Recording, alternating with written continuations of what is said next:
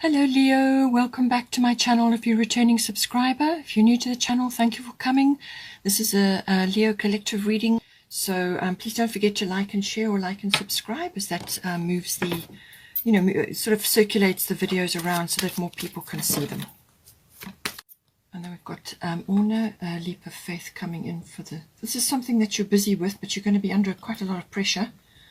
Whether it's a physical thing, like a physical activity, or something which you're trying to push forward. This could be your interests, your hobbies, your personal interests and hobbies, something that you're working on and you'd like to get busy with, but you're going to be under quite a bit of strain with that. Lots of things happening all at once, and it could be a bit taxing on your energy, your life force, your vitality. But Uno is saying that not to give up. You've got Kali, ending and beginnings. The old must be released so that the new can enter. So this is the second time you have this. You also have it in the 8th house. So this could very well be relationship based. It can also be cycle based. So in other words, old experiences, whether it's relationship based or finance based. Also could be letting go of old things, whether this is old mindsets, situations. It can even be people that have kind of are moving out of your environment in some way. Some people could be transitioning to the next life, but it's usually ego death. That's normally what comes in with the 8th house, or the passing away of some aspect of you to make room for new things. But what Kali is saying is that she's the ultimate get things done goddess. So this is normally to push stuck energy. Now, being a Leo, you are a fixed sign.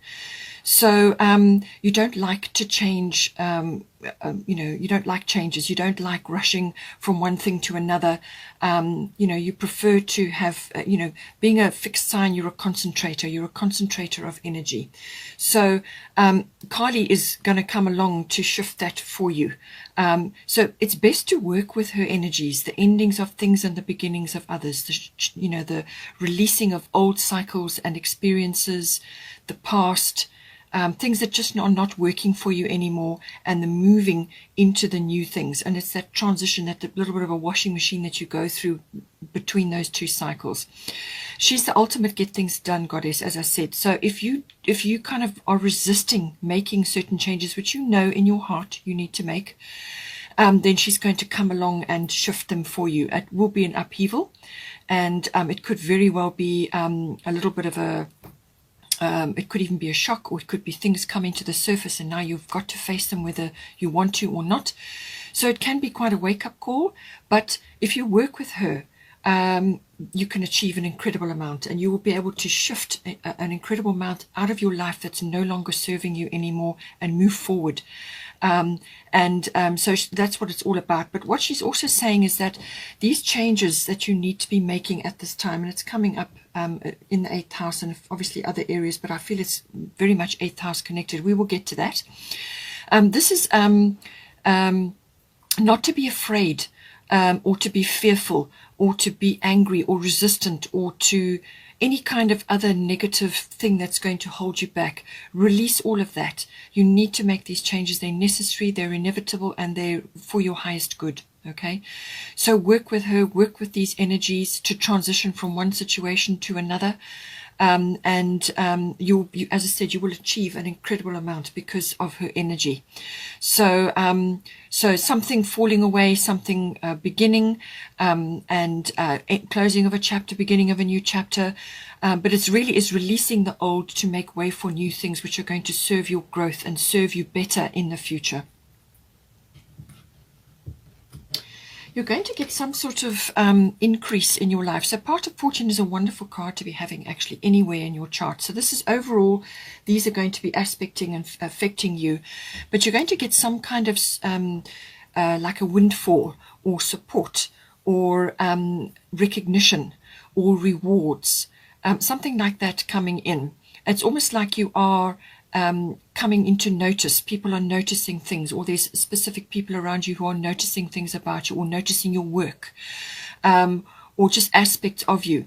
The other side of part of fortune is that usually there's some sort of trigger in your life, and this activates the rising up of skills and talents, and connected to that will be abundance, which has lain dormant in your life up until this point. So this could be a hobby or an interest or just a skill or a talent that you have or you've known about, or something that you enjoyed when you were perhaps very young, something you have a natural affinity for, but it never got realized. You've never focused on it, or you've not actually used it in any way. It's like your pot of gold. You actually need to dig. You need to dig it out. But it's going to be stirred up. As I said, it's like a ripple in the waters, and out comes these things. It's like an affinity or a just something that you suddenly seem to be really quite good at, or something is flowering in your life, like a skill or a talent or an ability. And you may need to be studying further to hone that or to harness that ability. So look around, observe yourself, know yourself really, really well. And this is something probably that, you took for granted. Or it's just lain dormant and you've been so busy doing other things robotically in your life that now this starts to manifest for you, and it's something that you just are drawn to because it's in you. So you need to harness it, and you can only do that by learning more, or by practicing it more, or by just doing more of it. And that's how you hone that skill. So you may need to learn more. This card is very, very good for anything that you may be currently learning. It's very good for taking exams or sitting some sort of skills test, or just testing yourself. It's a very good card to have for that, because it helps you with that. So it's about honing this skill or this ability or this talent or just some kind of affinity that you have. It's your pot of gold. You need to mine it. Okay, you need to utilize it in your life now, and move forward with it, because it's going to open a lot of doors for you. So any kind of learning, any kind of studying, taking exams, anything like that is very well aspected with this card. But it's also saying that, and I feel that when people start to notice what it is that you can do or what you are doing, then they start to notice, and you start to come to sort of notoriety, and that's when the spotlight falls on you. It draws in, it attracts abundance, and this, as I said, can be rewards, it can be windfalls, it can be support, it can be ideas, whatever you require, whatever you require for that. So keep a keen look on yourself, follow your instincts, and then you can harness this wonderful energy. You may very well, with Kali here, you may need to let go of something which you perhaps have done for a long period of time. Some aspect of your life is passing away, and it could be triggered, and now you're pursuing something which is your heart's desire, something that's very close to you. This is about your hobbies and interests. Your first house is about that. This is something that is in you, and something that you've always been interested in or always had leaning towards, and is letting go of an old way of life.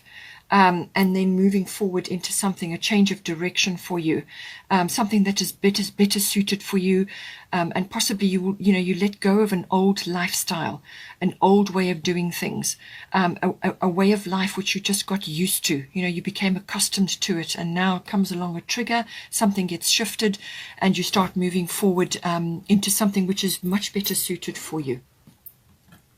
I just want to do a destiny card here for you as well.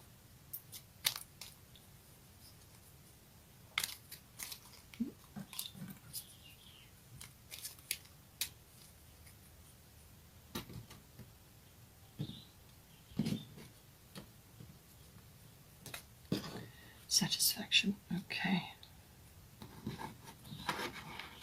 So I feel, once you start making these big changes here with the endings and beginnings, and you start accessing this, whatever it is that is rising up to the surface. Now, 8th house is about that, things rising up to the surface, things that have been hidden.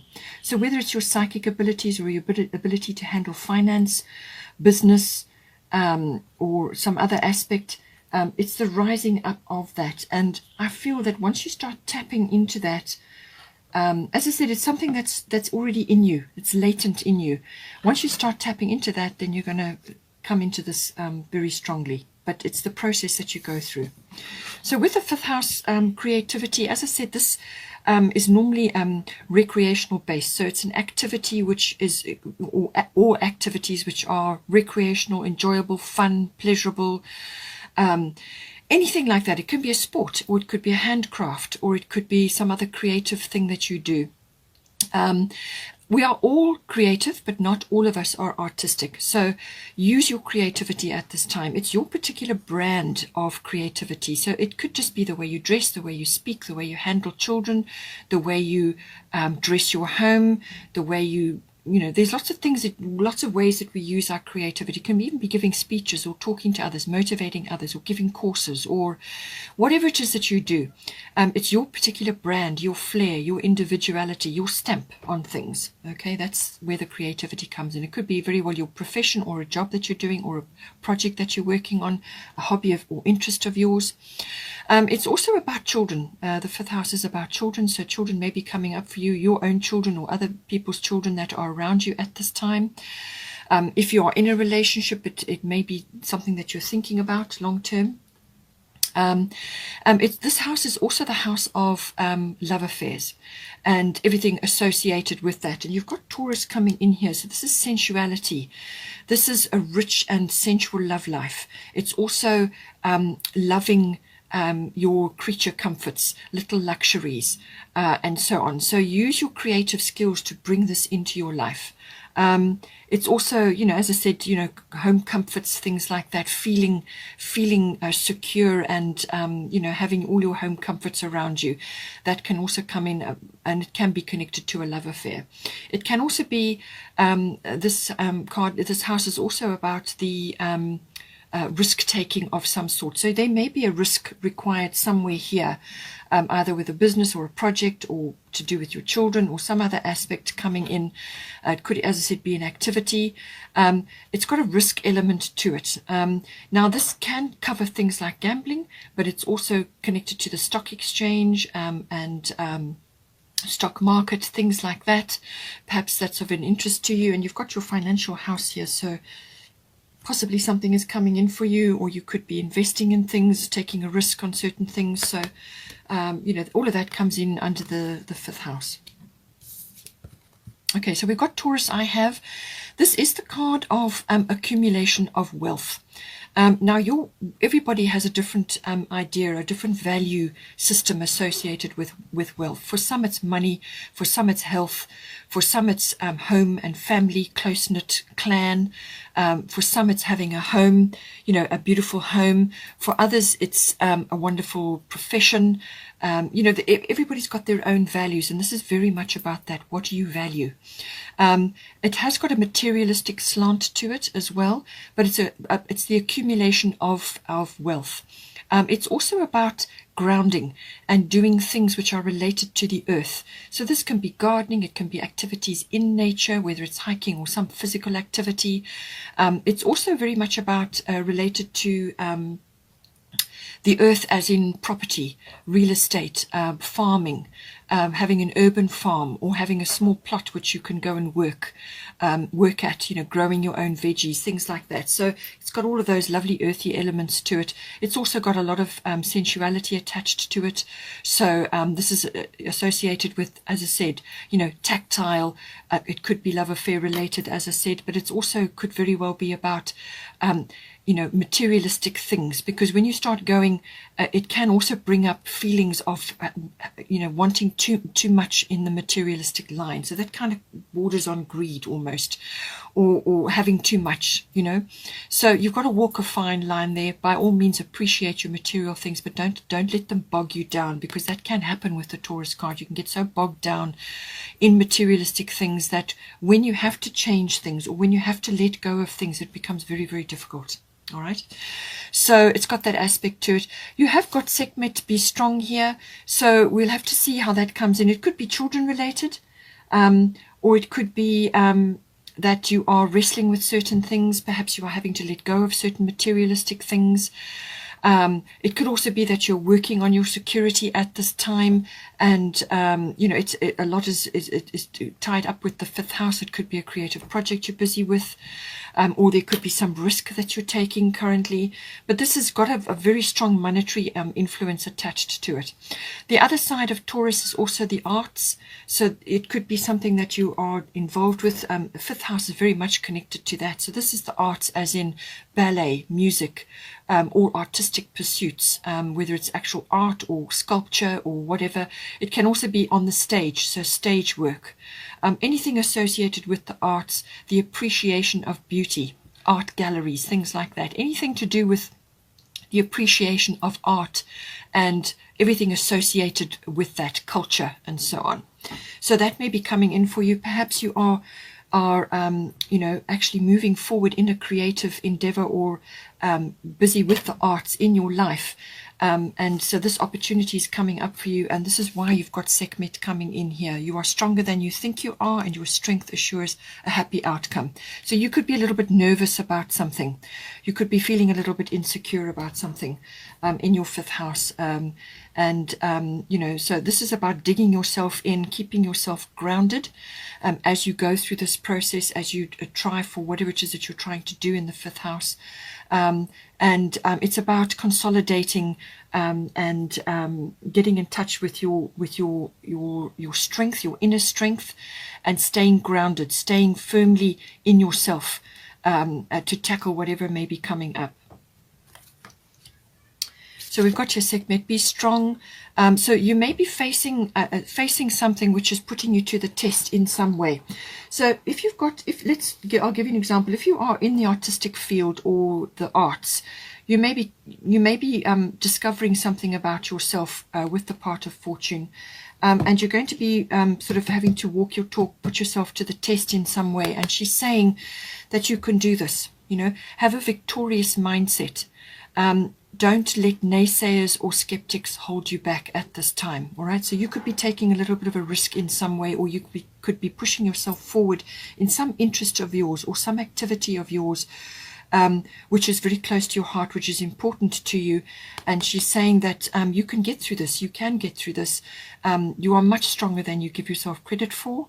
And that you will have, as long as you have a victorious mindset, be confident in your abilities, you will overcome whatever is coming up for you, any sort of challenge. But ignore the naysayers, ignore the skeptics. You just ground yourself and work methodically and practically, which is another Taurian trait. Be methodical, be practical. Stay grounded, and you will work your way through whatever challenge you may be facing at this time in this house. Just have that victorious mindset. You may also want to be doing physical activities to build your actual physical strength up. So this is why it's coming in the activities house, some sort of recreational activity. This is to build you up in your physical body, because the Taurus energy is very physical. All right, so that's going to build you up in some way so that you can tackle a great variety of things. Then here we've got the 8th house, which is this is the endings and beginnings coming in for you. So it's very strongly aspected. If you are in a love affair, sexuality may be coming up at this time. But I do feel this may be financial related. And it, as I said, some sort of cycle is ending for you, and some other new cycle is trying to manifest. And you've got to let go of old things. You've got to actually simply let go of old mindsets, of old ways of doing things, old professions, whatever it is that you need to let go of. Okay, so this can also be about the rising up of things that have been hidden or pressed or suppressed or just ignored. Okay, so it's the rising up of that. You simply cannot help it. It's going to come up. You may have a few secrets coming up. There could be a few power struggles in this house as well, but it really is about things being revealed. All right, revealed within yourself and revealed to others as well. It's got a strong finance aspect to it. So this is insurances, investments, assets, banking, accounting, taxes come in very strong, and monetary affairs, as I said, do come in with Taurus as well. So those all of those aspects. It can also bring in inheritance and legacies, especially if this does relate to the passing on of somebody and you're now dealing with inheritances and things like that, or some sort of legacy. You may be in the monetary profession and you deal with this handling other people's money. That also comes in on the 8th house. Things are changing now. Things are changing in this arena across the world. So you may be going through a lot of significant changes right now. This house is also about regeneration, renewal. So some aspect financially may be coming up where as I said, old aspects are falling away. They're just no longer serving you anymore, and you need to change. You need to change gears now and move forward in a different direction. So it could be the regeneration or the renewal of something. It could be an old idea, or it could be an old way of doing things, or something which just suits you better at the moment. It can also be, the 8th house can also be when it comes to partners, so business partners or committed love relationships. Okay, so this is a committed relationship or a very close personal relationship. You're committed in some endeavor, whether it's a relationship or a partnership. It's the nuts and bolts of that. How are you two merging together? Your emotional and material resources. How are you bringing that? How are you merging that together? And all of those aspects. Or how are you separating them if you are diverging and going in a different direction? So all of that comes in the 8th house. So here you've got Mars force. So this is a very strong card. Mars is the god of war. So you may be feeling that, you may be feeling that way. You may be feeling challenged. You may have to defend yourself. You may have to take action in some way. That is the Mars energy. It's a powerful energy, but just be careful that it's saying go ahead and do what you need to do, but just don't be too forceful about it. You've got to work in a measured, step-by-step way with power, and then you will achieve what you need to do. But certainly the energy and the enthusiasm and the drive is there. This is about drive. This is about ambition. This is about pushing forward on something with great intention and determination. It can also be losing tempers or having lots of egotistical things going on around you, or the rise of ego within you, because this is rising up, don't forget, the 8th house. So you may have to grapple with a few things. There may be a few power struggles going on, but it's also a very direct and very direct and honest energy. Put your cards on the table. Get things clear. You know what you expect, what you want. Be clear about what it is, and then go for it. This has got a very much a driving force, ambition, goal oriented, and going after whatever it is that you have set your sights on. But just be aware of the rushing of you're just rushing in general. Forget it. Don't do it. Work in a measured way. Hot tempers and flare-ups and things like that. Try and keep all of that under control. Ishtar, boundaries. Love yourself enough to say no to others' demands on your time and energy. So with this, everything I've talked about, and with the Mars energy, you may have to, be very clear. You may have to check your current boundaries. It could be that some boundaries have outlived their usefulness. Because you are changing and you're going from one cycle to another, or you're letting go of certain things and moving into a new phase, some of the boundaries that you had attached to the old cycle may need to be reviewed or changed or dropped at this time. So just assess your boundaries. Or it could be that you need to put in new ones, or you need to put in boundaries with specific people or with specific situations. Love yourself enough to say no to others' demands on your time and energy. This is going to, when you work with the energy of Ishtar, this is going to give you the impetus to put boundaries in place. And when you do that, it frees you up, gives you time to relax, to do recreational activities, to actually have time to yourself, to regenerate your energy, which is another aspect of the 8th house. Regenerate your energy so that you can make accurate decisions. You can make informed decisions because you're attached to yourself. You're doing things, you're making time for yourself so that you can make informed decisions. You don't want to be rushing madly into things or having people taking things from you and making demands on you all the time, because then you limit your time that you need to spend on yourself, going within, doing all of that special work. So make sure that you're giving yourself time to rest, relax, rejuvenate, and regroup. To move forward and make decisions, whatever they may be, and just review boundaries that maybe have been attached to an old cycle which is now leaving you. First house is the body. So this could all be sexuality related, and could be related to a strong relationship in your life, because you've got the first house, which is to do with your life force, your vitality. 8th house does cover sexuality. You have satisfaction here, and you have Mars, which is desire, which is a lot of sexual power or prowess or passion. with the Mars card. So all of these aspects may be coming, and maybe it's been stirred up by a relationship or a love affair, which now may be moving into some kind of some sort of commitment. But first house, so it covers everything to do with the physical body. You may be going through a tremendous amount at this time because you've got Grand Cross Provoker here. Grand Cross is all about building up inner strength, inner reserve, inner resolve, but really inner strength. That is the best way to put this. Resilience, inner strength to withstand a great many changes happening all at once. You have 4 very hard angles on you there, and this is going to take its toll on your body. All right, so lots of things coming at you all at once, lots of things that you need to get done or do, and they literally come in like this, one after the other, and you're going to be juggling. So make sure that you look after your health, keep your life force intact, and this is why you have boundaries here. Okay. So it's all about your life force, your vitality, your energy levels. It's about your appearance. It's also about what you are projecting to others. So with the Grand Cross Provoker, communication to others comes in very strongly because you're going to be under a lot of pressure. There could be a lot of frustrations. There could be delays. You could be juggling. And you can't afford to get tired or run down, because then you're going to start slipping into resentment and snapping at other people and losing your temper. So just make sure you look after yourself. Give yourself time. When you need to take a break, you take a break. All right. So the only way you can handle this Grand Cross energy is through setting priorities and having a very strict list of priorities and working through them, updating those priorities as often as you need to. Just keep doggedly working towards what it is that you're working towards, your goals. You know, it's about time management. It's about communicating with others. All of these aspects come in. Other aspects of the first house, as I said, is your hobbies, your interests, your personal hobbies and interests. And this is coming up in here.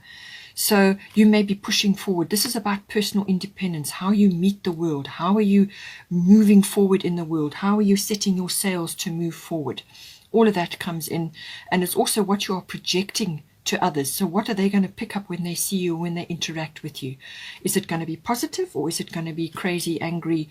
You know, is it going to be under control? What are you projecting to others? Because whatever you project is what you're going to draw back to you. So stay cool, stay calm, stay collected, stay neutral, but have your determination and your enthusiasm and your drive to achieve what it is you've set for yourself. But, as I said, have a list of priorities, and these may change on a regular basis. All of that comes in with the Grand Cross Provoker. It's about building inner resilience, inner strength, and it will stand you in very good stead later on in your life. This period that you're going through is going to really teach you a lot. And on the other side of this is success, but it's a difficult period. Lots of things going on. You're going to be juggling, using all your skills, all your talents, all your abilities, but you want to be doing it while you're moving forward. You don't want to be standing still on the same spot. And the only way you can do that is by setting priorities and working through them, communicating with others, time management. Then we've got Orna Leap of Faith, and she says, take a risk and put your heart's true desires into action. So as I said, this could all be really relationship related. She's saying to you, take a risk of some sort. So this could all be heart related, relationship related, or it could be finance related, or some project that you're working on, something that you're driving towards. You could be changing everything in your life right now. But she's saying, take a risk and put your heart's true desire into action. Do not give up. All right. Don't give up on what is important to you. Take a leap of faith. All right. So you've got the 5th house, which is about risk taking. So there is some leap of faith which you need to take at this time. And this is why you need to gather your energy, your resources, your enthusiasm. And you can't do that if you're tired. All right. So make sure that you are looking after yourself so that you are fully ready to take this leap of faith, because it's going to come for you in some way, shape, or form. You've got Kali endings and beginnings. That is about that. And you've got part of fortune. So there's support for you there. Take a risk, whatever it may be. As I said, being a Leo, you don't like to change easily. But there's some leap of faith coming in for you. But she's standing with you, this is about your heart's desire, your true desires, which is covered by Mars. Okay. Taking that step. Don't give up. All right. Keep going, keep moving forward. and know that the universe has got you back. You've got support, and work with the Kali energies to get rid of the things in your life that don't serve you anymore so that you can move forward. And with Kali behind you, you will be propelled forward in such a powerful way. So take your leap of faith. Don't worry. You will be all right. You will be okay. But as long as it's your true desire, and take action, be determined, and just go for it. Okay, Leo, I hope you enjoyed that. Please take care, and have a wonderful, wonderful month. Please don't forget to like and share, and I will see you next time.